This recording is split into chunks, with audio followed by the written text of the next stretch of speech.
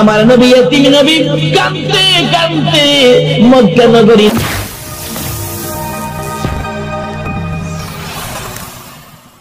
আমার নবী এতিম নবী কাঁদতে কাঁদতে মক্কা নগরীর পাহাড়ের পর পাহাড়, পাহাড়ের পর পাহাড়, পাহাড়ের দেশ শুধু পাহাড়, পাহাড়ের পর পাহাড় পার হইয়া একেবারে বাবলা কাটার জংলা নিরিবিলি জায়গায় যাইয়া রে আমার নবী বসে বসে কাঁদতে কাঁদতে নবীজির চেহারা মুবারকের রক্ত মুবারক সমস্ত চেহারা লাল লাল হয়ে গেছে।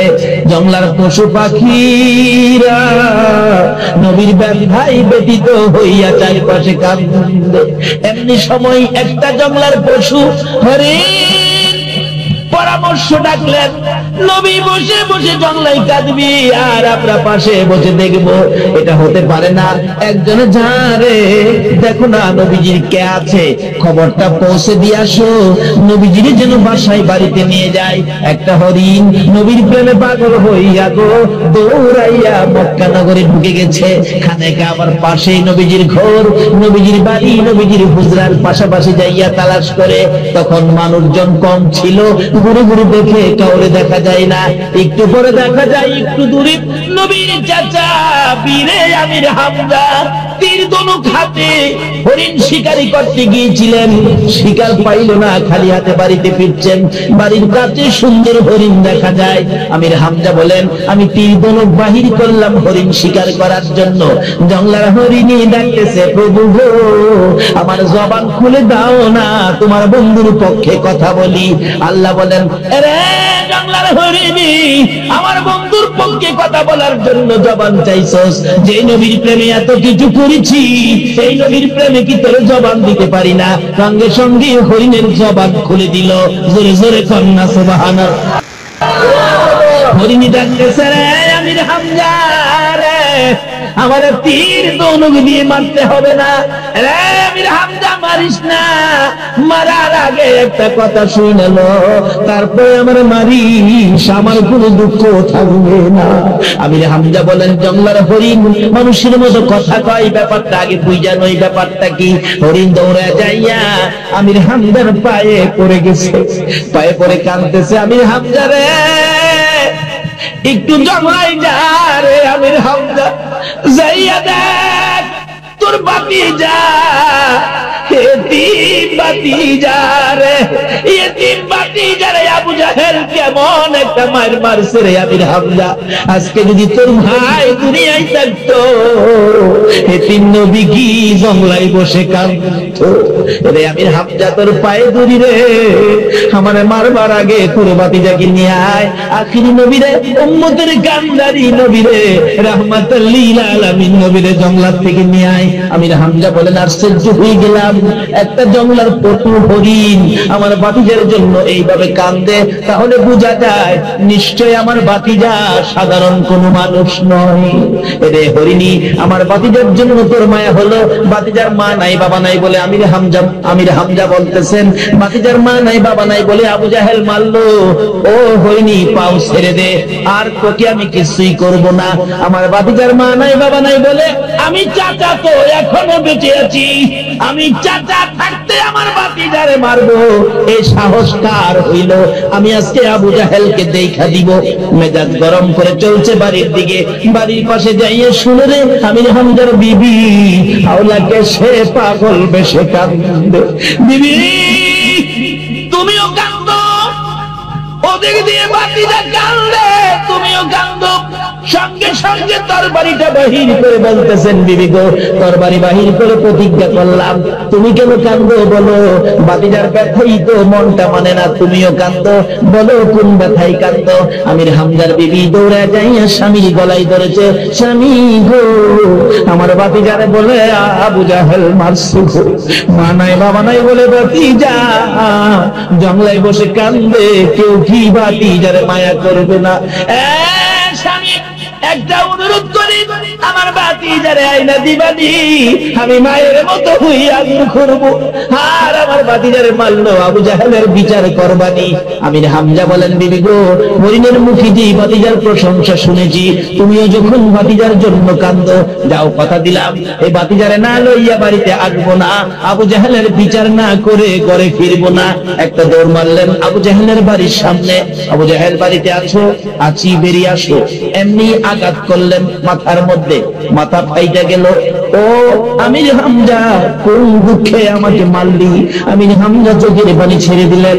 আবু জাহেল রে, আমার এই তিন ভাতিজারে কেড়ে মারলো। আবু জাহেল, আমার ভাতিজার মা নাই রে, বাবাও নাই, কোন দুঃখে আমার ভাতিজারে মারলি? তুমি কি ভাবছো আমার ভাতিজার কেউ নাই? আমি চাচা কি মরে গেছে নাকি রে? আবু জাহেল, একটাই আঘাত করেছি, এখনো মায়ের শেষ হয় নাই। বল আমার ভাতিজা কই? ভাতিজার খবর যদি না দিবি, তোর গলাও কাইটা ফলাইব। আবু জাহেল বলেন, আমির হামজারে আমারে আর মারিস না, আমি দেখছি তোর ভাতিজা কানতে কানতে রক্ত মাখা শরীর লইয়া ওই পাহাড়ের পর পাহাড় পার হইয়া এই সামনের দিকে গেছে। আমির হামজা একটা দৌড় মারছে, গোড়াটা পাহাড়ের কিনারে রাইখা একটু উঁচু জায়গা পাইলেই আমির হামজা ভাতিজাকে ডাক মারে, বাবা মুহাম্মদ গো, আমি তোমার চাচা আইছি গো, আর কানতে হবে না, বলো না তুমি কোথায় আছো। এইভাবে দৌড়াদৌড়ি করতেছে, কোথাও ভাতিজার খবর পায় না। আমির হামজা বলেন, একটু দূরে দেখি গাছের ডালের পাখিরা বসে বসে কান্দে। দৌড়াইয়া যাইয়া দেখি জঙ্গলের পশুরা আমার ভাতিজারে ঘেরাও করে বসে কান্দে। আমির হামজা পিছে দিয়ে যাইয়া আমার নবীকে পিছন দিয়ে এইভাবে আবদায়া ধরে ডাক মারছেন, বাবা গো, তোমার কাঁদতে হবে না গো বাবা, আমি তোমার চাচা আইসা পড়ছি। আমার নবী এমন বিপদের মুহূর্তে চাচার কণ্ঠ পাইয়া গো, বাবার গন্ধ চাচার শরীরে আছে, বলো না আছে কিনা? আমার নবী উপরের দিকে মুখটা ফিরাইয়া চাচার চেহারার দিকে তাকাইয়া আমার নবীর কলিজায় আর মানে না, একটা চিৎকার মেরে ডাক মারলেন, চাচা আমার মা নাই, বাবা নাই। দেখুন আবু জাহেল আমারে কেমন মার মারছে। নবীজিকে টাইনা টাইনা দাঁড় করাইয়া আমির হামজা বলেন, আমি দেখেছি আবু জাহেলের পাথরের আঘাতের দাগ এখনো দেখা যায়। ঘোড়ার পৃষ্ঠে উঠাইয়া চাবুক মারতেছে ঘোড়া, ঘোড়ারে চল, জলদি করে চল রে, আমার বিবি কান্দে রে, ভাতিজার মায়া। আবু জাহেল বলতেছেন, আমি মারলাম ভাতিজাকে, তুমি এত মায়া করো, আমি যেমন কালিমা পড়ি নাই, তুমিও তো কালিমা পড়ো নাই। আমির হামজা তখনও কালিমা পড়ে নাই। আমির হামজা বলে, আবু জাহেল, কালিমা পড়তে না পারি রে, আমি তো ভাতিজার মায়া ছাড়তে পারি না। আমির হামজা ডাকতেছে, ও ভাতিজা ঘোড়ার পৃষ্ঠে উঠো। আমির হামজা নবীজির আপন চাচা ছিলেন। আল্লাহু আকবার বলো। ঘোড়ার পিছনে নবীরে বসাইয়া আমির হামজা ঘোড়ার সামনে বসে চাবুক মারতেছে, ঘোড়ারে চল, জলদি করে চল, আমার বিবি কান্দে ভাতিজার মায়ায়, জলদি করে চল। ঘোড়া তো উঠে না, সামনেও যায় না। আমির হামজা রাগে এমন মারতেছেন, কোন কোন চাবুকের আঘাতে ঘোড়ার চামড়া ফাইটা রক্তগুলি বাহির হইতেছে। মাঝে মাঝে ঘোড়া সামনের দুইটা পা আকাশে উড়াইয়া দেয়, চোখের পানিগুলো জর্জর করে ছাড়তেছেন। এবার আমির হামজার আঘাতে ঘোড়া দুইটা পাও সামনে বাড়াইয়া দেখে, প্রভু জবান খুলে দাও না গো, তোমার বন্ধুর পরিচয় দিয়ে দেয়। জবান খুলে গেল ঘোড়া, যেই নবীর পক্ষে গেলে জঙ্গলার পশুর জবান খুলে রে, যেই নবীর পক্ষে গেলে ঘোড়ার জবান খুলে রে। এই নবীর পক্ষে গেলে কি আমরা ডাক আমার আল্লাহ শুনবে না? ঘোড়ার ডাক যদি শুনতে পারে গো, আমাদের ডাক কেন শুনবে না? দয়ার নবী, মায়ার নবী পিছে বসা, ঘোড়া ডাকতেছে, আল্লাহ জবান খুলে দাও। জবান খুলে দিলে ঘোড়া ডাকতেছে, আমির হামজা রে, মার কত মারবি? মারতে মারতে যদি আমি ঘোড়ার জীবন বাহির করে দেস, তাও তুমি পারবি। আমি কথা দিলাম রে, যেই নবীরে পাশে বসাইছো, এই নবীরে সামনে না নেওয়া পর্যন্ত আমার জীবন যাবে, আমি সামনে যাব না। আজকে ঘোড়া হইয়া নবী চিনে রে, উম্মত হইয়া নবী চিনি না। আমির হামজা বলেন বাবা গো সামনে আসো তুমি, আমি পিছনে যাই। আমির হামজা বলেন ভাতিজাকে সামনে দিয়ে ঘোড়াকে চাবুক দিতে হয় না, এক দৌড়ে ঘোড়া বাড়ির গেটে পৌঁছে গেছে। এত দ্রুত গতিতে আমার ঘোড়া জীবনে আর কোনদিন চলতে দেখি নাই। আমির হামজার বিবি কান্দে রে আওলাকে সে পাগল বেশে বিনাইয়া বিনাইয়া। আমার নবী সুন্দর চেহারা দেখে দূর থেকে ডাক মারলেন, ভাতিজা রে আয়, আমি তোরে মায়ের মতো আদর করব। মার কথা শুনে আমার নবী ঘোড়া থেকে একটা চিৎকার মেরে নাইমা গেলেন, মা গো ও মা, আমার মায়ের মতো আদর করবেন। গলায় ধরে ঘরের মধ্যে বসাইয়া আমির হামজার বিবি রুমাল ভিজাইয়া রক্ত মুবারক পরিষ্কার করতে করতে আমির হামজার বিবি বলেন, সহ্য করতে পারি না এতিম ভাতিজার রক্ত মুবারক পরিষ্কার করতেছে আর ডাকতেছে, হবে না রে ও হবে না, দেখে গেলি না তোমার তিন সন্তানের কি অবস্থা। রক্ত মুবারক পরিষ্কার করে নবীজিকে পাশে বসাইয়া জিজ্ঞেস করলেন, ভাতিজা আবু জাহেল তোমারে মারলো, তুমি কি তারে গালি দিছো? না চাচি। মারছো? না চাচি। মন্দ বলেছো? না চাচি। আবু জাহেলের ক্ষতি করেছো? না চাচি। তাহলে কেন মারলো? আমার নবী বলেন, চাচি গো ও আদরের চাচা শুনো, আমি আমার উম্মতের মাওলার দিদার পাওয়ার নামাজ শিক্ষা দিতেছিলাম, আল্লাহর জান্নাতে যাওয়ার নামাজ আমি আমার উম্মতের শিক্ষা দেওয়ার জন্য দাঁড়িয়েছিলাম। আর আবু জাহেল আমাকে এই অবস্থার মধ্যে পাথর দিয়ে দিল মেরে আমার মাথা পাতাইয়া দিয়েছিল। চাচি আমি আবু জাহেলের কোনো ক্ষতি করি নাই। আমার আল্লাহ বলেন, দুনিয়ার মানুষ রে, আমির হামজার বিবি আমির হামজাকে সাক্ষী বানাইয়া রে নবীজি নামাজে দাঁড়াইয়া যে মার খাইছে, রক্তে লাল লাল হয়েছে, এই ব্যথার কথাগুলো সমস্ত পৃথিবীর মানুষের কানে কানে কিয়ামত পর্যন্ত পৌঁছাবো। বন্ধু কথা দিলাম, তোমার এই ব্যথায় ব্যথিত হইয়া, তোমার এই দুঃখে দুঃখিত হইয়া যারা 5 ওয়াক্ত নামাজে দাঁড়াইয়া যাবে গো বন্ধু, আমি আল্লাহ কথা দিলাম ওই এক একজন নামাজিকে আমি আল্লাহ বিনা হিসাবে আমার জান্নাতে ঢুকাইয়া দিব। বাবারা, এই কষ্ট করে যে জিনিসগুলি নবী আমাদের কাছে দিয়ে গেলেন তার মধ্যে সবচেয়ে উত্তম হলো নামাজ। এই নামাজ ব্যতীত নবীর উম্মত হওয়া যায় না। নামাজ ব্যতীত কোন ইবাদত আল্লাহর দরবারে কবুল করানো যায় না। নামাজ ব্যতীত আল্লাহর দিদার পাওয়া যায় না। নামাজ ব্যতীত জান্নাতের চাবি পাওয়া যায় না। সবকিছুর মূল হলো নামাজ। হাসরের দিন সর্বপ্রথম আপনাকে আমাকে নামাজ সম্বন্ধে জিজ্ঞাসা করা হইবে। হাসরের দিন প্রথম প্রশ্নই হবে, তোমরা কি নামাজ পড়ছো? যে নামাজের জন্য আমার নবী মার খেয়েছে, যে নামাজের জন্য মাথা ফাটিয়েছে, যে নামাজের জন্য গলায় ফাঁস লাগিয়েছে, তোমরা কি এই নামাজ পড়ছো? যদি নামাজ সম্পর্কে প্রশ্নের জবাব সঠিক দিতে না পারেন, তাহলে হাসরের বিপদ থেকে উদ্ধার হওয়ার কোনো উপায় থাকবে না। তাই বাবারা ভাইয়েরা, নামাজি হন। নবী নামাজের জন্য বহু মায়ের খেয়েছেন, বহু কষ্ট করেছেন। আল্লাহ আমাদের সকলকে, মা বোনদেরকে সহ 5 ওয়াক্ত নামাজ পড়ার তৌফিক দান করুন। সকলে বলুন আমিন। আসুন, রাত্র অনেক হয়ে গেছে, 3টার উপরে বেজে গেছে। আসুন, যে যুবকেরা আজকে মাহফিলের আয়োজন করেছেন, আসলে রাসূল বলেছেন যুবকদের সম্পর্কে, আল্লাহ বলেছেন, বন্ধুগো জান্নাতে যাবে সব যুবক, আমি যুবকদেরকে পছন্দ করি, তাই জান্নাতে যাবে যুবকেরা। যে জান্নাতি যুবক, যে যুবক জান্নাতে যাবেন, এমন কিছু যুবক এখানে গাউসিয়া আহমদিয়া কমিটি করে এই মাহফিলের আয়োজন করেছেন। আল্লাহ যেন তাদেরকে রাসূলের পক্ষে, গাউসে পাকের পক্ষে কবুল করে কাল কিয়ামতে নবীর দিদার দেখাইয়া, নবীর গুদারাই উঠাইয়া কোন সিরাতের কুল পার করে দেন। সকলে বলুন আমিন। আজকের এই মাহফিলের উসিলায় আপনারা যারা কষ্ট করেছেন, আমরাও যারা এই পর্যন্ত কষ্ট করেছি, সকলের কষ্ট কোরআনের পক্ষে, রাসূলের পক্ষে, আল্লাহর পক্ষে কবুল করে একে উসিলা বানাইয়া কাল কিয়ামতে আল্লাহ যেন আমাদের নাজাতের ফয়সালা করেন, সেজন্য দোয়া হবে। আসুন দোয়ার আগে একটু দুরূদ ও সালাম আমরা মদিনা পাঠাই। যে নবীর উপর আল্লাহ নিজে দুরূদ সালাম প্রেরণ করে, এই নবীর উপর দুরূদ সালাম পাঠ করতে কি আপনারা রাজি আছেন? তাহলে মন ভরে প্রাণ ভরে নবীজি আমাদের দুরূদ শোনার জন্য সোনার মদিনায় শুয়ে আছেন। নবীর আশিকের দুরূদ, রাসূল বলেন আমার আশিকের দুরূদ আমি নবীর নিজ কানে শুনি মদিনায় শুয়ে শুয়ে।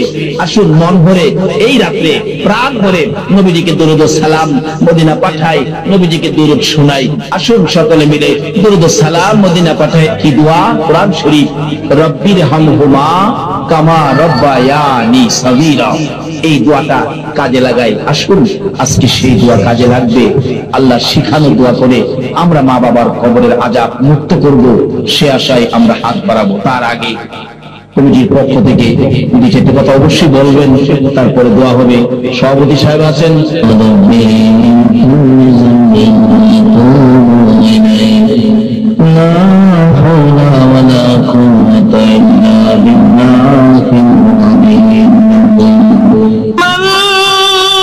আমি আমার উম্মতের তোমার সাথে সাক্ষাৎ দিদার করার জন্য এই নামাজটা শিক্ষা দিতেছিলাম। আবু জাহেল আমার মাথা ফাটাইলো, আমি কই যাব গো, কে আদর করবে, কে মায়া করবে? আমার মা নাই, বাবা নাই, আমার নবী এতিম নবী কাঁদতে কাঁদতে মক্কা নগরীর পাহাড়ের পর পাহাড়, পাহাড়ের পর পাহাড়, পাহাড়ের দেশ শুধু পাহাড়, পাহাড়ের পর পাহাড় পার হইয়া একেবারে বাবলা কাটার জংলা নিরিবিলি জায়গায় যাইয়া রে আমার নবী বসে বসে কাঁদতে কাঁদতে নবীজির চেহারা মুবারকের রক্ত মুবারক সমস্ত চেহারা লাল লাল হয়ে গেছে। জংলার পশু পাখিরা নবীর ভাই ব্যতীত হইয়া চারিপাশে কাঁদে। এমনি সময় একটা জংলার পশু হরিণ পরামর্শ ডাকলেন, নবী বসে বসে জংলায় কাঁদবি আর আমরা পাশে বসে দেখবো, এটা হতে পারে না। একজনে যারে দেখো না নবীজির কে আছে, খবরটা পৌঁছে দিয়ে আসো, নবীজির যেন বাসায় বাড়িতে নিয়ে যায়। একটা হরিণ নবীর প্রেমে পাগল হইয়া গো দৌড়াইয়া মক্কা নগরে ঢুকে গেছে। খানেকা আবার পাশেই নবীজির ঘর, নবীজির বাড়ি, নবীজির হুজরার পাশাপাশি যাইয়া তালাশ করে। তখন মানুষজন কম ছিল, ঘুরে ঘুরে দেখে কাউরে দেখা যায় না। একটু পরে দেখা যায় একটু দূরে নবীর চাচা বীরে আমির হামজা তীর ধনুক হাতে হরিণ শিকারি করতে গিয়েছিলেন, শিকার পাইল না, খালি হাতে বাড়িতে ফিরছেন। বাড়ির কাছে সুন্দর হরিণ দেখা যায়।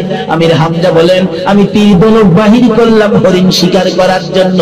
জংলার হরিণই ডাকতেছে, প্রভু গো আমার জবান খুলে দাও না, তোমার বন্ধুর পক্ষে কথা বলি। আল্লাহ বলেন রে জংলার হরিণী, আমার বন্ধুর পক্ষে কথা বলার জন্য জবান চাইছস, যে নবীর প্রেমে এত কিছু করেছি সেই নবীর প্রেমে কি তোর জবান দিতে পারি না? সঙ্গে সঙ্গে হরিণের জবান খুলে দিল। জোরে জোরে কন্যা সুবহানাল্লাহ। হরিণী ডাকতেছে, রে আমির হামজা রে, আমার তীর ধনুক দিয়ে মারতে হবে না, রে আমির হামজা মারিস না, মারার আগে একটা কথা শুনলো, তারপরে আমার মারিস, আমার কোনো দুঃখ থাকবে না। আমির হামজা বলেন জংলার হরিণ মানুষের মতো কথা কয়, ব্যাপারটা আগে বুঝা নই, ব্যাপারটা কি? হরিণ দৌড়ে যাইয়া আমির হামজার পায়ে পড়ে গেছে, পায়ে পড়ে কাঁদতেছে, আমির হামজা রে একটু জংলায় যা রে আমির হামজা, যাইয়া দেখ তোর বাতিজা এতিম বাতিজা রে, এতিম বাতিজা রে আবু জাহেল কেমন একটা মার মারছে রে আমির হামজা। আজকে যদি তোর ভাই দুনিয়ায় থাকতো, এতিম নবী কি জংলায় বসে কাঁদতো রে আমির হামজা, তোর পায়ে ধরি রে, আমারে মারবার আগে তোর বাতিজাকে নিয়ে আয়। আখিরি নবী রে, উম্মতের কান্দারি নবী রে, রাহমাতুল লিল আলামিন নবী রে জংলা থেকে নিয়ে আয়। আমির হামজা বলেন আশ্চর্য হয়ে গেলাম, একটা জঙ্গলার পটু হরিণ আমার ভাতিজার জন্য এইভাবে কান্দে, তাহলে বোঝা যায় নিশ্চয় আমার ভাতিজা সাধারণ কোনো মানুষ নয়। রে হরিণী, আমার ভাতিজার জন্য তোর মায়া হলো। ভাতিজার মা নাই বাবা নাই বলে আমির হামজা বলতেছেন, ভাতিজার মা নাই বাবা নাই বলে আবু জাহেল মারলো। ও হরিণী, পাও ছেড়ে দে, আর তোকে আমি কিছুই করব না। আমার ভাতিজার মা নাই বাবা নাই বলে আমি চাচা তো এখনো বেঁচে আছি, আমি চাচা থাকতে আমার ভাতিজারে মারবো, এই সাহস কার হইল? আমি আজকে আবু জাহেলকে দেখা দিব। মেজাজ গরম করে চলছে বাড়ির দিকে। বাড়ির পাশে যাইয়ে শুনে রে আমির হামজার বিবি হাওলাকে সে পাগল বেশে কান্দে। বিবি তুমিও কান্দো, ওদিক দিয়ে ভাতিজা কান্দে, তুমিও কান্দো। সঙ্গে সঙ্গে তরবারিটা বাহির করে বলতেছেন, বিবি গো, তরবারি বাহির করে প্রতিজ্ঞা করলাম, তুমি কেন কান্দো বলো? ভাতিজার ব্যথাই তো মনটা মানে না, তুমিও কান্দো, বলো কোন ব্যথাই কান্দো? আমির হামজার বিবি দৌড়ে যাইয়া স্বামীর গলায় ধরেছে, স্বামী গো, আমার ভাতিজারে বলে আবু জাহেল মারছে গো, মা নাই বাবা নাই বলে ভাতিজা জঙ্গলায় বসে কান্দে, কেউ কি ভাতিজারে মায়া করবে না? স্বামী একটা অনুরোধ করি, আমার ভাতিজারে আইনা দিবানি, আমি মায়ের মতো হইয়া দূর করবো। আর আমার ভাতিজারে মারলো, আবু জাহেলের বিচার করবানি। আমির হামজা বলেন, বিবি গো, হরিণের মুখে যে ভাতিজার প্রশংসা শুনেছি, তুমিও যখন ভাতিজার জন্য কান্দো, যাও কথা দিলাম এই ভাতিজারে না লইয়া বাড়িতে আসবো না, আবু জাহেলের বিচার না করে ঘরে ফিরবো না। একটা দৌড় মারলেন আবু জাহেলের বাড়ির সামনে। আবু জাহেল বাড়িতে আছো? আছি, বেরিয়ে আসো। এমনি আঘাত করলেন মাথার মধ্যে, মাথা ফাইটা গেল। ও আমির হামজা, কোন দুঃখে আমাকে মারলি? আমির হামজা চোখের পানি ছেড়ে দিলেন।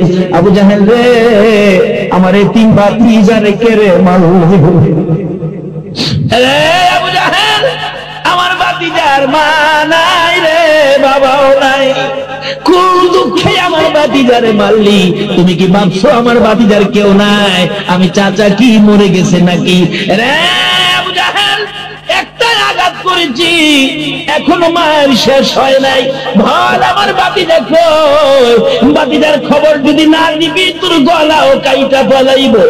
আবু জাহেল বলেন, আমির হামজারে আমার আর মারিস না, আমি দেখছি তোর ভাতিজা কানতে কানতে রক্ত মাখা শরীর লইয়া ওই পাহাড়ের পর পাহাড় পার হইয়া এই সামনের দিকে গেছে। আমির হামজা একটা দৌড় মারছে, গোড়াটা পাহাড়ের কিনারে রাইখা একটু উঁচু জায়গা পাইলেই আমির হামজা ভাতিজাকে ডাক মারে, বাবা মুহাম্মদ গো, আমি তোমার চাচা আইছি গো, আর কানতে হবে না, বলো না তুমি কোথায় আছো? এইভাবে দৌড়াদৌড়ি করতেছে, কোথাও ভাতিজার খবর পায় না। আমির হামজা বলেন, একটু দূরে দেখি গাছের ডালের পাখিরা বসে বসে কান্দে। দৌড়াইয়া যাইয়া দেখি জঙ্গলের পশুরা আমার ভাতিজারে ঘেরাও করে বসে কান্দে। আমির হামজা পিছে দিয়ে যাইয়া আমার নবীকে পিছন দিয়ে এইভাবে আবদায়া ধরে ডাক মারছেন, বাবা গো, তোমার কাঁদতে হবে না গো বাবা, আমি তোমার চাচা আইসা পড়ছি। আমার নবী এমন বিপদের মুহূর্তে চাচার কণ্ঠ পাইয়া গো, বাবার গন্ধ চাচার শরীরে আছে, বলুন আছে কিনা? আমার নবী উপরের দিকে মুখটা ফিরাইয়া চাচার চেহারার দিকে তাকাইয়া আমার নবীর কলিজায় আর মানে না, একটা চিৎকার মেরে ডাক মারলেন, চাচা আমার মা নাই বাবা নাই, দেখুন আবু জাহেল আমারে কেমন মার মারছে। নবীজিকে টাইনা টাইনা দাঁড় করাইয়া আমির হামজা বলেন, আমি দেখেছি আবু জাহেলের পাথরের আঘাতের দাগ এখনো দেখা যায়। ঘোড়ার পৃষ্ঠে উঠাইয়া চাবুক মারতেছে ঘোড়ারে চল, জলদি করে চল রে, আমার বিবি কান্দে রে, ভাতিজার মায়া। আবু জাহেল বলতেছেন, আমি মারলাম ভাতিজাকে, তুমি এত মায়া করো, আমি যেমন কালিমা পড়ি নাই তুমিও তো কালিমা পড়ো নাই। আমির হামজা তখনও কালিমা পড়ে নাই। আমির হামজা বলে, আবু জাহেল, কালিমা পড়তে না পারি রে, আমি তো ভাতিজার মায়া ছাড়তে পারি না। আমির হামজা ডাকতেছে, ও ভাতিজা ঘোড়ার পৃষ্ঠে উঠো। আমির হামজা নবীজির আপন চাচা ছিলেন। আল্লাহু আকবার বলো।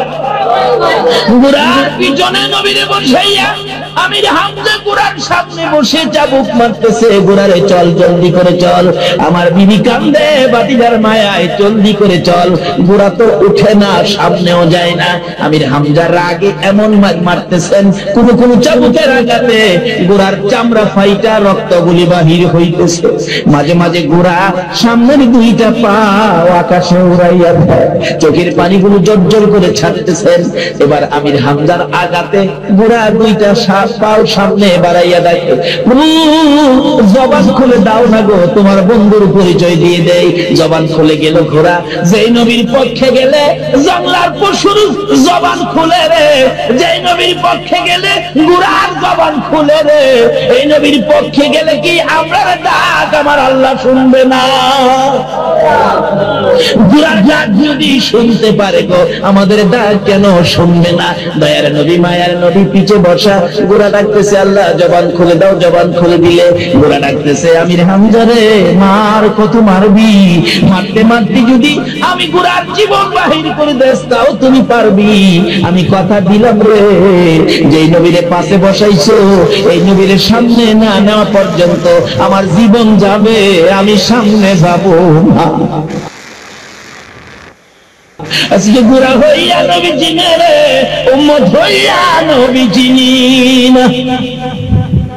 আমির হামজা বলেন বাবা গো সামনে আসো তুমি, আমি পিছনে যাই। আমির হামজা বলেন ভাতিজাকে সামনে দিয়ে ঘোড়াকে চাবুক দিতে হয় না, এক দৌড়ে ঘোড়া বাড়ির গেটে পৌঁছে গেছে। এত দ্রুত গতিতে আমার ঘোড়া জীবনে আর কোনদিন চলতে দেখি নাই। আমির হামজার বিবি কান্দে রে, আওলাকে সে পাগল বেশে বিনাইয়া বিনাইয়া। আমার নবী সুন্দর চেহারা দেখে দূর থেকে ডাক মারলেন, ভাতিজা রে আয়, আমি তোরে মায়ের মতো আদর করব। মার কথা শুনে আমার নবী ঘোড়া থেকে একটা চিৎকার মেরে নাইমা গেলেন, মা গো ও মা, আমার মায়ের মতো আদর করবেন। গলায় ধরে ঘরের মধ্যে বসাইয়া আমির হামজার বিবি রুমাল ভিজাইয়া রক্ত মুবারক পরিষ্কার করতে করতে আমির হামজার বিবি বলেন, সহ্য করতে পারি না এতিম ভাতিজার রক্ত মুবারক। পরিষ্কার করতেছে আর ডাকতেছে, আমেনা রে ও আমেনা, দেখে গেলি না তোমার তিন সন্তানের কি অবস্থা? রক্ত মুবারক পরিষ্কার করে নবীজিকে পাশে বসাইয়া জিজ্ঞেস করলেন, ভাতিজা আবু জাহেল তোমারে মারলো, তুমি কি তারে গালি দিছো? না চাচি। মারছো? না চাচি। মন্দ বলেছো? না চাচি। আবু জাহেলের ক্ষতি করেছো? না চাচি। তাহলে কেন মারলো? আমার নবী বলেন, চাচি গো ও আদরের চাচা শুনো, আমি আমার উম্মতের মাওলার দিদার পাওয়ার নামাজ শিক্ষা দিতেছিলাম, আল্লাহর জান্নাতে যাওয়ার নামাজ আমি আমার উম্মতের শিক্ষা দেওয়ার জন্য দাঁড়িয়েছিলাম। আর আবু জাহেল আমাকে এই অবস্থার মধ্যে পাথর দিয়ে দিরি মেরে আমার মাথা পাতাইয়া দিয়েছে গো চাচি, আমি আবু জাহেলের কোনো ক্ষতি করি নাই। আমার আল্লাহ বলেন, দুনিয়ার মানুষ রে, আমির হামজাকে সাক্ষী বানাইয়া রে নবীজি নামাজে দাঁড়াইয়া যে মার খাইছে, রক্তে লাল লাল হয়েছে, এই ব্যথার কথাগুলো সমস্ত পৃথিবীর মানুষের কানে কানে কিয়ামত পর্যন্ত পৌঁছাবো। বন্ধু কথা দিলাম, তোমার এই ব্যথায় ব্যথিত হইয়া, তোমার এই দুঃখে দুঃখিত হইয়া যারা 5 ওয়াক্ত নামাজে দাঁড়াইয়া যাবে গো বন্ধু, আমি আল্লাহ কথা দিলাম ওই এক একজন নামাজিকে আমি আল্লাহ বিনা হিসাবে আমার জান্নাতে ঢুকাইয়া দিব। বাবারা, এই কষ্ট করে যে জিনিসগুলি নবী আমাদের কাছে নিয়ে গেলেন তার মধ্যে সবচেয়ে উত্তম হলো নামাজ। এই নামাজ ব্যতীত নবীর উম্মত হওয়া যায় না। নামাজ ব্যতীত কোন ইবাদত আল্লাহর দরবারে কবুল করানো যায় না। নামাজ ব্যতীত আল্লাহর দিদার পাওয়া যায় না। নামাজ ব্যতীত জান্নাতের চাবি পাওয়া যায় না। সবচেয়ে মূল হলো নামাজ। হাসরের দিন সর্বপ্রথম আপনাকে আমাকে নামাজ সম্বন্ধে জিজ্ঞাসা করা হইবে। হাসরের দিন প্রথম প্রশ্নই হবে, তোমরা কি নামাজ পড়ছো? যে নামাজের জন্য আমার নবী মার খেয়েছে, যে নামাজের জন্য মাথা ফাটিয়েছে, যে নামাজের জন্য গলায় ফাঁস লাগিয়েছে, তোমরা কি এই নামাজ পড়ছো? যদি নামাজ সম্পর্কে প্রশ্নের জবাব সঠিক দিতে না পারেন, তাহলে হাসরের বিপদ থেকে উদ্ধার হওয়ার কোন উপায় থাকবে না। তাই বাবারা ভাইয়েরা, নামাজি হন। নবী নামাজের জন্য বহু মায়ের খেয়েছেন, বহু কষ্ট করেছেন। আল্লাহ আমাদের সকলকে, মা বোনদেরকে সহ 5 ওয়াক্ত নামাজ পড়ার তৌফিক দান করুক। সকলে বলুন আমিন। আসুন, রাত্র অনেক হয়ে গেছে, 3টার উপরে বেজে গেছে। আসুন, যে যুবকেরা আজকে মাহফিলের আয়োজন করেছেন, আসলে রাসূল বলেছেন যুবকদের সম্পর্কে, আল্লাহ বলেছেন, বন্ধুগো জান্নাতে যাবে সব যুবক, আমি যুবকদেরকে পছন্দ করি, তাই জান্নাতে যাবে যুবকেরা। যে জান্নাতি যুবক, যে যুবক জান্নাতে যাবেন, এমন কিছু যুবক এখানে গাউসিয়া আহমদিয়া কমিটি করে এই মাহফিলের আয়োজন করেছেন। আল্লাহ যেন তাদেরকে রাসূলের পক্ষে, গাউসে পাকের পক্ষে কবুল করে কাল কিয়ামতে নবীর দিদার দেখাইয়া, নবীর গুদারায় উঠাইয়া কোন সিরাতের পুল পার করে দেন। সকলে বলুন আমিন। আজকের এই মাহফিলের উসিলায় আপনারা যারা কষ্ট করেছেন, আমরাও যারা এই পর্যন্ত কষ্ট করেছি, সকলের কষ্ট কোরআনের পক্ষে, রাসূলের পক্ষে, আল্লাহর পক্ষে কবুল করে একে উসিলা বানাইয়া কাল কিয়ামতে আল্লাহ যেন আমাদের নাজাতের ফায়সালা করেন, সেজন্য দোয়া হবে। আসুন, দোয়ার আগে একটু দরুদ ও সালাম আমরা মদিনা পাঠাই। যে নবীর উপর আল্লাহ নিজে দরুদ সালাম প্রেরণ করে, এই নবীর উপর দরুদ সালাম পাঠ করতে কি আপনারা রাজি আছেন? তাহলে মন ভরে, প্রাণ ভরে নবীজি আমাদের দরুদ শোনার জন্য সোনার মদিনায় শুয়ে আছেন। নবীর আশিকের দরুদ, রাসূল বলেন আমার আশিকের দরুদ আমি নবীর নিজ কানে শুনি মদিনায় শুয়ে শুয়ে। গাউসে পাক পিছন থেকে ডাক দিলেন, বাবারা তোমরা দুইজনে কি নিয়ে তর্কাতর্কি করতেছো? মুসলমান লোকটা কয়, হুজুর হ্যাঁ কয় আমাদের নবী বলে পাওয়ার নাই, হ্যাঁ নবী বলে পাওয়ার বেশি। কিভাবে? হুজুর ঈসা নবী মৃত মানুষ জীবিত করতে পারছে। গাউসে পাক বলেন, হ আমাদের নবী কি মৃত মানুষ জীবিত করতে পারছে? গাউসে পাক কয়, হ্যাঁ কয় আমার নবী বলে পারে না। হ্যাঁ তো জানে না, এই জন্য গায়ের জোরে খালি যাইতেছে আর কি। পয়েন্টে হাইরা গেছিল, বিপদ মুহূর্তে পাশে দাঁড়াইলো কে? বলুন কে? এই সমস্ত ওলিদের পক্ষে থাকা দরকার আছে কিনা? শুধু দুনিয়ার বিপদ না তো, হাসরের বিপদেও দেখবেন আপনার পাশে দাঁড়াবে। গাউসে পাকের মতো একজন ওলি যদি আপনার পক্ষে থাকে, যার পক্ষে আপনারা বসে আছেন, আজকে যদি আপনারা গাউসে পাকের মহব্বতে বসে থাকেন, হাসরে দেখবেন আপনাদের পাশে গাউসে পাক। আচ্ছা, এরকম একজন ওলি যদি আপনাদের পক্ষে থাকে, হাসরের বিপদে কোনো সমস্যা হবে? দুনিয়াতে দেখবেন কোর্ট কাছারিতে বিচার আচার হয়, বলুন বিচারকের সামনে আপনার পক্ষে, মক্কেলের পক্ষে কথা বলে কে? উকিল। কে বলে? এই কোর্ট কাছারিতে, আদালতে, বিচারের কোর্টে কথা বলে উকিল। উকিলরা কিভাবে মক্কেল বাঁচাবে এমন কিছু আইন বই পড়ে পড়ে পয়েন্ট শিখছে না? আর এই পয়েন্টের বলে মক্কেল বাঁচায় দেয়। দুনিয়ার আইন বই পড়ে উকিলরা যেমন কোর্ট কাছারির থেকে মক্কেল বাঁচায় দেয়, আল্লাহর ওলিরা আল্লাহর ভালোবাসার আইন বই পড়েছে, হাসরের ময়দানে তারাও ওই আপনাদের মতো মক্কেলকে বাঁচায় পার করে দিবে। কিভাবে পার করবে? আল্লাহর কোর্টের মক্কেল হব আমরা, উকিল হবে গাউসে পাক, খাজা বাবা। জোরে জোরে বলুন সুবহান। এইরকম আল্লাহর ওলিরা হবে উকিল, বিচারক হবেন আল্লাহ। যদি ওই রকম উকিল, ভালো উকিলের পক্ষে থাকেন, কি হইতে পারে বাস্তবে? আসুন, আমাদের এলাকার এক ঘটনা। এখন তো যে যুগে পড়ছি আমরা, ভালোবাসার যুগ। এক সুন্দরী মেয়ে, বড় লোকের মেয়ে, গরিবের ছেলে, বড় লোকের মেয়ে, গরিবের ছেলে, একটা খুব সুন্দর, লেখাপড়ায় ভালো, তার সাথে ভালোবাসা সম্পর্ক হয়ে ওই বড় লোকের মেয়েটা 50,000 টাকা সহ ছেলেকে নিয়ে কলেজ থেকে উদাও। এই ঘটনা বাংলাদেশে হয় না? হইলে বালা উদাও নাই। পত্রিকায় লেখে ইমুকের ছেলে ইমুকের মেয়ে উইরা গেছে। কিন্তু মেয়ের বাবা ছিল বড় শক্তিশালী, কেস করলেন, নারী অপহরণ কেস, অনেক টাকা দিলেন।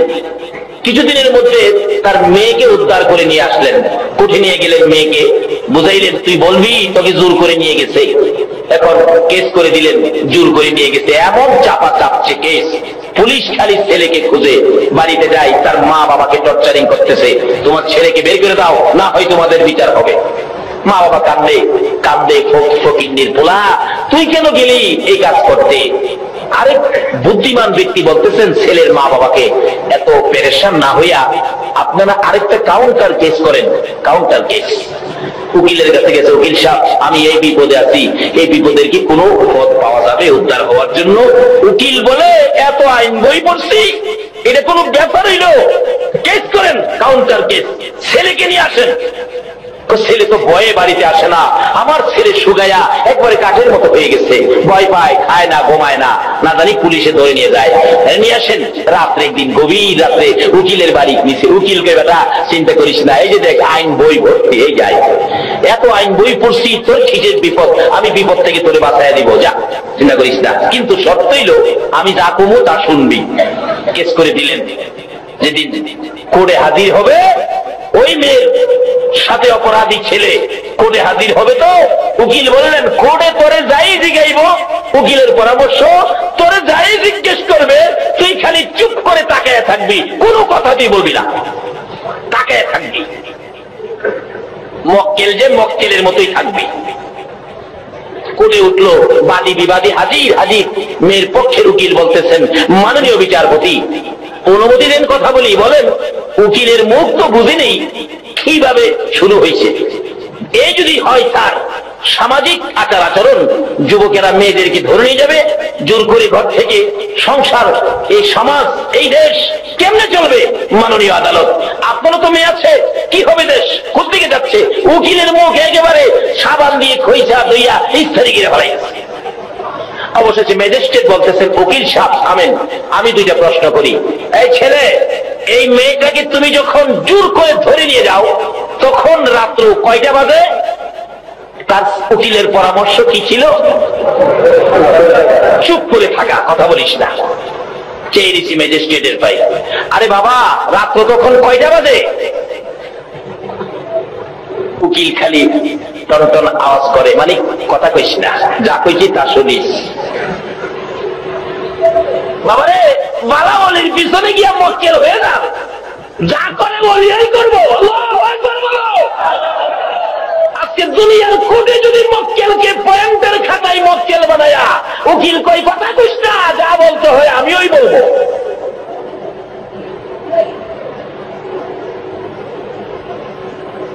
কি ব্যাপার, কথা বলো? বলো না। কথা না বলার পরামর্শ কার? উকিলের। যখন তুমি মেয়েটাকে জোর করে নিয়ে যাও, তোমার সাথে কতজন লোক ছিল? দ্বিতীয় প্রশ্ন। উকিলের পরামর্শ কি? কথা। কি ব্যাপার, দুইটা প্রশ্ন করলাম, একটা কথার জবাব দেয় না, খালি চায় চায়। 3 নাম্বার প্রশ্ন, এই ছেলে, তুমি যখন মেয়েটাকে জোর করে ধরে নিয়ে যাও তখন কি কেউ দেখছিল? সাক্ষী আছে কেউ? ম্যাজিস্ট্রেট জিগায়, উকিল সাহেব 24 বছর চাকরি হলো, এই মক্কেল তো পাইলাম না, এটা করতে নিয়ে আইছেন এই মক্কেল? 3টে প্রশ্ন করলাম, একটার জবাব দিল না, খালি চায় থাকে।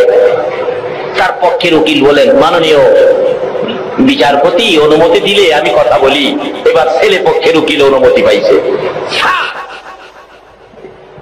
এই ছেলেটা এত সুন্দর কথা বলতেন স্যার, মানুষ রেডিও বন্ধ করে তার কথা শুনতো, টিভি বন্ধ করে তার কথা শুনতো, কিন্তু আজকে ছেলেটার দিকে তাকাইলে তার মায়া লাগে, চোখে পানি আসে স্যার। এই মেয়েটাকে যেদিন ছেলেটা জোর করে টাইনা বাহির করে, মেয়েটা একটা চিল্লানি মারছিল, চিল্লানিতে তার কানের পর্দা ফাইটা গেছে। এখন কে কি বলে কিছুই শোনে না, শুধু তাকায় থাকে স্যার। তার কষ্টের কথা আমার কষ্টে, আমার কথার মধ্যে এই কষ্টটা স্যার কি বলবো স্যার, এই দুঃখটা কার কাছে বলবো? ছেলেটার লাইফটা বরবাদ হয়ে গেছে তার চিল্লানিতে। মেয়েটা তো এই পাশে দাঁড়ালো, মেয়েটা বলেন স্যার আল্লাহর কসম করে বলি আমি চিল্লানি দেই নাই। ছেলে পক্ষের উকিল বলেন, মাননীয় বিচারপতি আপনার পয়েন্টের খাতায় লিখুন, মেয়ে বলেছে চিল্লানি যায় নাই, আপনার সামনে বলেছে, তাইলে জোর করে নেয় নাই। এবার ম্যাজিস্ট্রেট ডাকতেছে, কাজী সাহেবকে নিয়ে আসো। কাজী সাহেব, ম্যাজিস্ট্রেটের উপস্থিতিতে কাজী সাহেব এসে বিবাহ হয়ে গেল। বলো বিপদ বাড়লো না কমলো? এত বড় বিপদ থেকে বাঁচলো কারো সিলাই। আবার এই মেয়ের সাথে বিবাহ হইল কারো সিলাই। বলুন কার পরিচয়? সবাই যেন বললেন না। কোন নবী? আমাদের নবী। বলুন কার নবী? যে নবীর এক একজন উম্মতের মর্যাদা কত। আল্লাহ বলেন, বন্ধু তোমার একজন উম্মত পৃথিবীতে থাকতে এই পৃথিবীটা ধ্বংস হবে না। তোমার একজন উম্মত হাসরের জমিনে থাকতে আমি আল্লাহ জান্নাতের দরজা বন্ধ করব না। যে নবীর উসিলায় সকল নবীর নবুয়তি, যে নবীর উসিলায় আল্লাহর আরশ করছি, যেই নবীর উসিলায় 7 আসমান 7 জমিন, যেই নবীর উসিলায় নদী নালা বৃক্ষলতা পশু পাখি সকল সৃষ্টি, সে নবীর নাম হলো রাহমাতাল লিল আলামিন। আল্লাহ পাক সকল সৃষ্টির কাছে এই নবীর খবর পৌঁছে দিলেন, তোমাদের সকলের জন্য রহমত হলো এই নবী, যার নাম আমি নিজে রেখেছি রাহমাতাল লিল আলামিন। সকলের জন্য যিনি রহমত, শুধু আমাদের জন্য নয়, পশু পাখির জন্য নবী রহমত, ভাগ বাল্যকের জন্য, চন্দ্র সূর্যের জন্য। কিন্তু আমরা তো নবীকে চিনি না। চন্দ্র সূর্য নবীকে চিনতে ভুল করে নাই, ভাগ বাল্যক নবীকে চিনতে ভুল করে নাই, গাছ গাছরা নবীকে চিনতে ভুল করে নাই। এই নবীর উম্মত যদি হতে পারেন, আপনার ভাগ্যে কি আসবে দেখুন না। যে মিম্বরে দাঁড়ায় খুতবা দিতেন, মিম্বর পাকা হওয়ার আগে একটা শুকনা খেজুরের গাছ, শুকনা মৃত শুকনা খেজুরের গাছ মাটির মধ্যে গাইরা এর মধ্যে হেলান দিয়ে জুমার দিন খুতবা দিতেন। মিম্বর যখন পাকা হয়ে গেল, গাছটা উঠায় ফেলে দিল। নবীজি জুমার দিন খুতবা দিবেন, কে যেন হাও হাও করে কাঁদতেছেন। রাসূল বলেন, কাঁদে কে? সাহাবীরা বলেন, ইয়া রাসূলুল্লাহ, আমরা তো কেউ কাঁদি না, আমার কানে কান্নার আওয়াজ আসতেছে, তোমরা তালাশ করো। সাহাবীরা দেখে ওই শুকনা মৃত খেজুরের গাছটা কাঁদতেছে। মৃত শুকনা গাছ কান্দে কোন নবীর জন্য? যেই নবী হলো রাহমাতাল লিল আলামিন।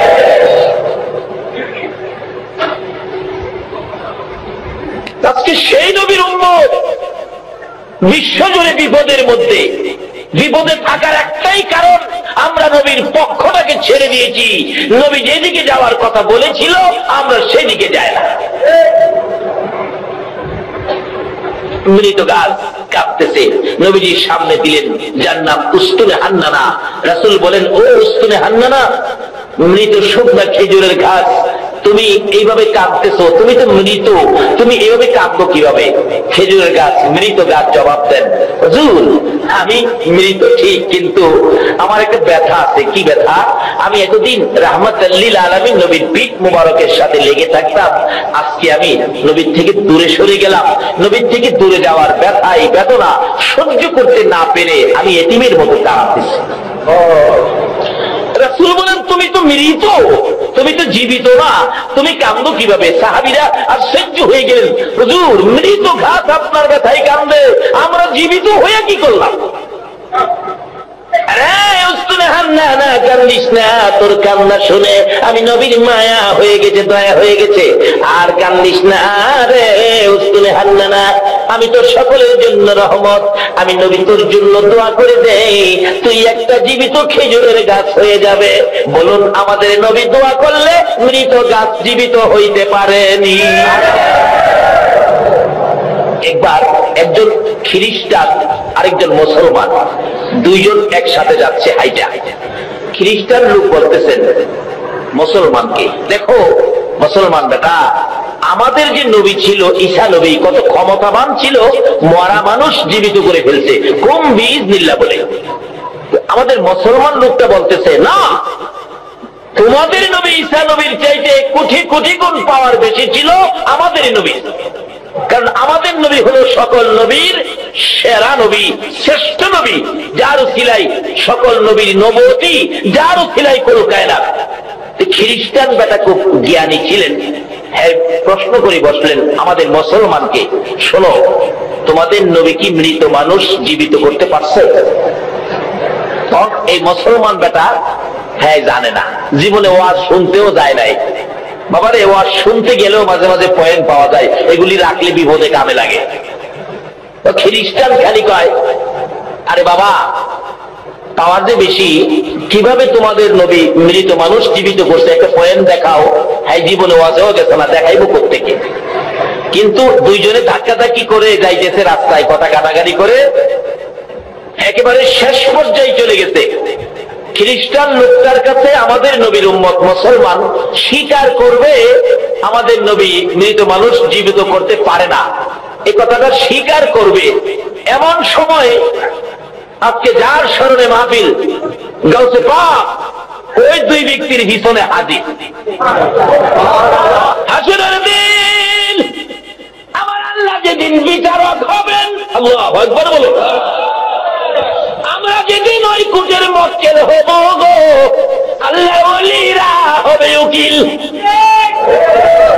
গাউসে পাক আমাদের পক্ষ থেকে দাঁড়াইয়া বলবেন, ও আমার মক্কেলেরা, ও আমার মুরিদেরা, ও আমার ভক্তবৃন্দরা, তোরা কথা বলিস না, যা বলতে হয় আমি আব্দুল কাদের বলবো, তোমরা কথা কইও না। জিগাইব নামাজ পড়ছিলি খালি চায় থাকবেন, রোজা রাখছিলি চায় থাকবেন, ওয়াজ শুনছিলি চায় থাকবেন। অনেকক্ষণ প্রশ্ন করার পর গাউসে পাক দাঁড়াইয়া বলবেন, মাননীয় আদালত, এরা মক্কেল সরল সোজা মানুষ, শেষ যুগের মানুষ, আখিরি যুগের মানুষ, ফিতনা ফাসাদের যুগের মানুষ, তোমাকে ভালো করে ইবাদত করার জন্য সুযোগ নিতে পারে নাই, তোমাকে ভালো করে চেনার জন্য পথ খুঁজে পায় নাই। শুধুমাত্র আমি গাউসে পাকের ভক্ত ছিল, তোমার নবীকে ভালোবাসা দিয়েছিল গো, যার উসিলায় এত কিছু বানাইলা, এই নবীর ভালোবাসার খাতিরে আমি আব্দুল কাদের অনুরোধ করলাম এই মানুষগুলোকে তুমি মাফ করে দাও। আল্লাহ বলবেন, ফেরেশতারা রে, আমার বন্ধুর ভালোবাসার দোহাই দিল রে, আমার বন্ধুর ভালোবাসার কারণে গাউসে পাকের অনুরোধে আমি আল্লাহ মাফ করে দিলাম। দুনিয়ায় যদি একটা অ্যাডভোকেট আইন বই পড়ে এই কোর্টের এত বড় বিপদ থেকে মাফ করাইয়া ওই কোর্টের মধ্যে কাজী ডাক দিয়া বিবাহ করাইয়া দিতে পারে, আমার আল্লাহ হাসরের দিন বলবেন, ও গাউসে পাক তোমরা থাকো উপস্থিত, এই এক একজনের জন্য জান্নাত থেকে 70 জন করে হুর নিয়ে আসো, আমি আল্লাহ উপস্থিতিতে তাদের সাথে বিবাহ করাইয়া দেব। জোরে বলুন সুবহানাল্লাহ।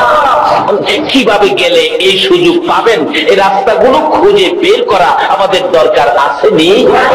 বলতেছিলাম এরকম একজন ওলি কারো পক্ষে থাকলে, গাউসে পাকের মতো একজন ওলি পক্ষে থাকলে কোনো সমস্যা হবে না। তাই বলতেছিলাম দুই বেচারা, একজন খ্রিস্টান আরেকজন মুসলমান, দুইজন ধাক্কাধাক্কি করতেছে। খ্রিস্টান বলে আমাদের ঈসা নবীর পাওয়ার বেশি, মৃত মানুষ জীবিত করতে পারে। মুসলমান লোকটা বলে আমার নবীও পারে, কিভাবে পারে দেখাও, কিন্তু সে পয়েন্ট জানে না। এমনি সময় গাউসে পাক পিছনে, তোমরা কি নিয়ে ধাক্কাধাক্কি করছো? পিছনে চাই দেখে গাউসে পাক খ্রিস্টান বেটার কথা বন্ধ হয়ে গেছে, গেট বাল বন্ধ। মুসলমান বেটা লাফায়,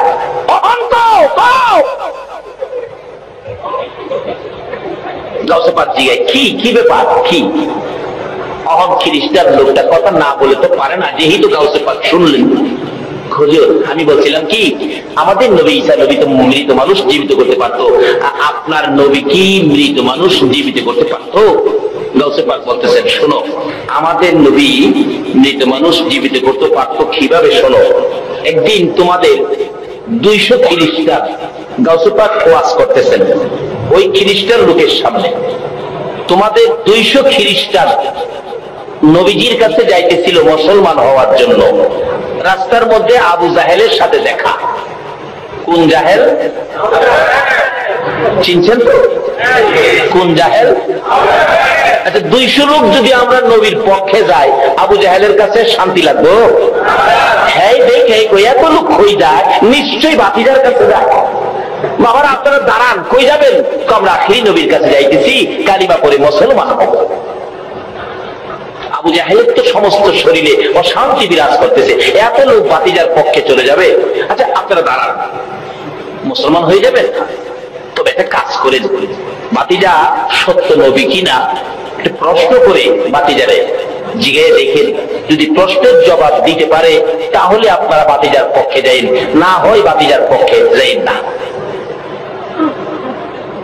তো ওই খ্রিস্টানরা কয়, চাচা আপনি মুরব্বী মানুষ, দেখা যায় প্রশ্নের খবর ভালো জানেন, তাহলে আপনিই আমরা সাথে লড়ব। এক ওয়াজ গাউসে পাক করতেছে ওই 2 লোকের সামনে, আপনি আমরা সাথে লড়ব। তাকে নিয়ে, আবু জাহেলকে নিয়ে তারা রওনা হয়েছে। আবু জাহেল খুশি, এমন এক প্রশ্ন করব যে প্রশ্নের জবাব বাতিজা দিতে পারবে না। এটা আবু জাহেলের ধারণা। আচ্ছা আপনাদের ধারণা কি, যে কোনো প্রশ্ন হোক আমার নবী কি জবাব দেওয়ার ক্ষমতা রাখে? সেই নবী আমাদের নবী।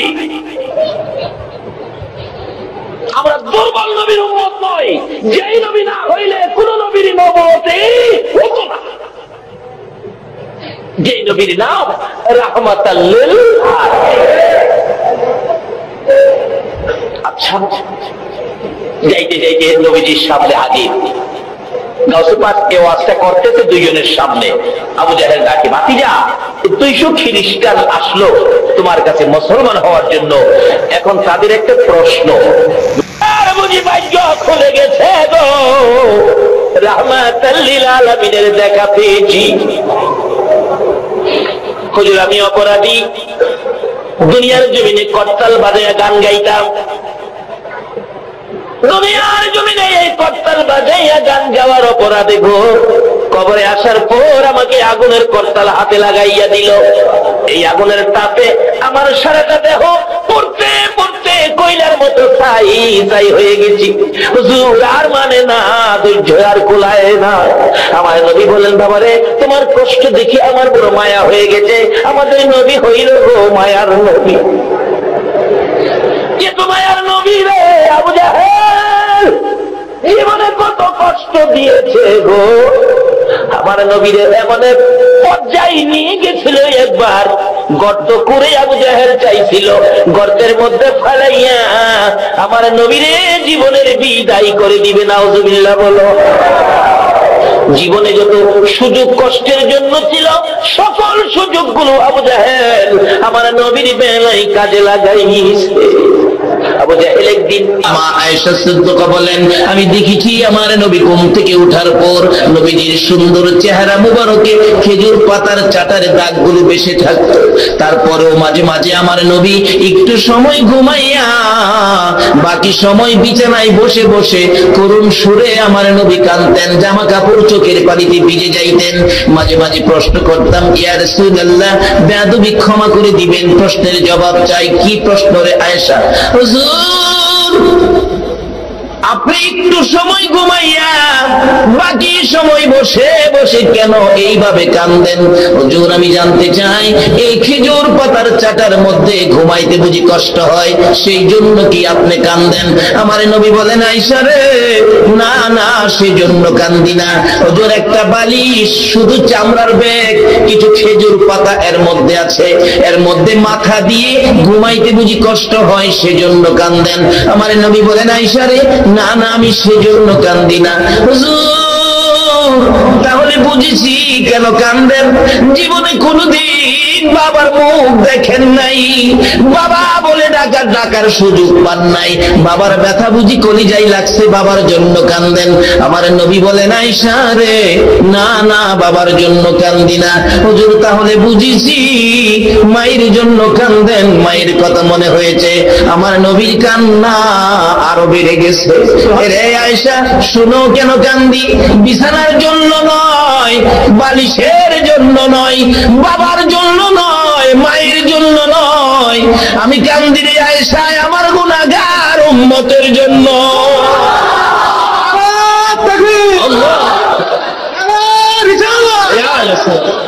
কেন মাপ পাবেন না? নবীজি এইভাবে আপনার আমার ব্যথায় কাঁদতেন।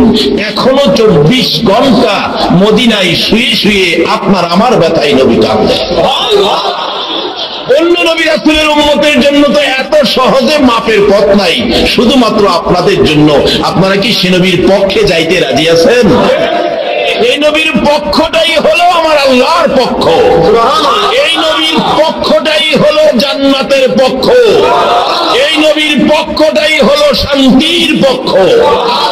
আল্লাহ কবুল করুন, সকলে বলো না আমি।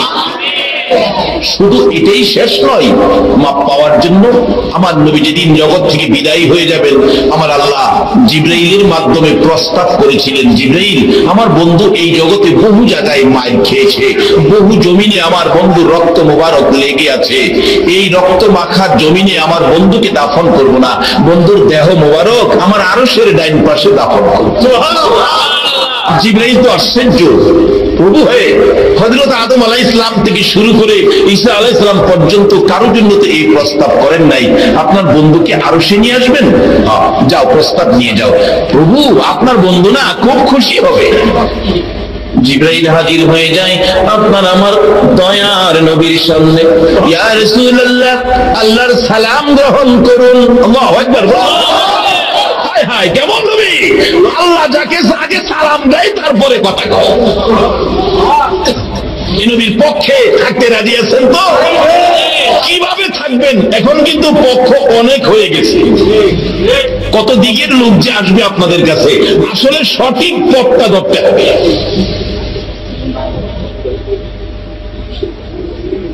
জিবরাইল বলেন, ইয়া রাসূলুল্লাহ, আল্লাহর সালাম গ্রহণ করুন। আমি জিবরাইলের সালাম গ্রহণ করুন। দেয়নি সালাম? নাকি এই ঘটনা কোন মৌলবী অস্বীকার করতে পারবো? আল্লাহর সালাম গ্রহণ করুন, আমি জিবরাইলের সালাম গ্রহণ করুন। হুজুর, এমন এক প্রস্তাব আপনার জন্য নিয়ে আসছি যেটা হযরত আদম আলাইহিস সালাম থেকে শুরু করে ঈসা আলাইহিস সালাম পর্যন্ত কারো জন্য ফাঁস হয় নাই। এই প্রস্তাব শুনে আপনি নবী খুশি হবেন। কি প্রস্তাব রে জিবরাইল? হুজুর, আপনার দেহ মুবারক আল্লাহর আরশের ডাইন পাশে দাফন হবে। এই প্রস্তাব শুনে আমার নবী দুইটা চোখের পানি জর্জর করে ছেড়ে দিয়েছে।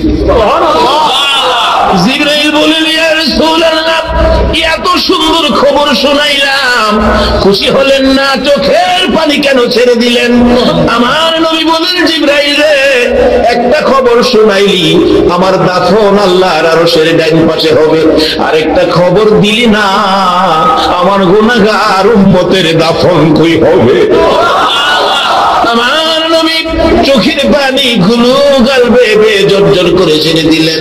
জিবরাইল রে, আমার উম্মতের দাফন কই হবে রে জিবরাইল? জিবরাইল বলেন, ইয়া রাসূলুল্লাহ, আমার জানা মতো আপনার উম্মতের দাফন এই জমিনের মধ্যে হবে। আমার নবীর কান্না আরো বেড়ে গেছে। জিবরাইল, না রে না, এই প্রস্তাবে আমি রাসূল খুশি হতে পারলাম না। আমার দাফন আরশে হবে, আমার উম্মতেরা এই জমিনে থাকবে। আমি উম্মতের দরদি নবী, উম্মত ছেড়ে আরশে থাকতে পারবো? জিবরাইল, আমাকে যদি খুশি করতে হয়, আমার পক্ষ থেকে একটা প্রস্তাব আমার প্রভুর দরবারে নিয়ে যাও। আমার উম্মতেরা যদি এই জমিনে থাকে, আমি নবী আরশে যাব না, আমি আমার উম্মতের পাশে এই জমিনে থাকবো। জিবরাইল বলেন, ইয়া রাসূলুল্লাহ, সহ্য হলাম, এত আরামের জায়গা, এত শান শৌকতের জায়গা, আরশের মধ্যে থাকবেন, ওখানে যাবেন না, মাটিতে পড়ে থাকবেন উম্মতের পাশে, তাতে কি লাভ হবে? আমার নবী বুঝাইতে চায়, জিবরাইল রে, শোনো রে জিবরাইল, কি লাভে আমি থাকবো? দুনিয়ার জমিনে দেখেছি, মুরগি যখন বাচ্চা ফোটায়, মা মুরগিটা বাচ্চাগুলো লইয়া সমাজে ঘোরাঘুরি করে। বাচ্চার উপর যদি কোনো বিপদ আসে রে জিবরাইল, চিলকাক যদি উড়াল দেয়,